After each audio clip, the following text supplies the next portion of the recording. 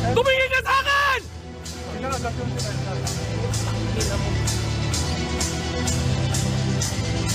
2 seconds. Anong gagawin mo?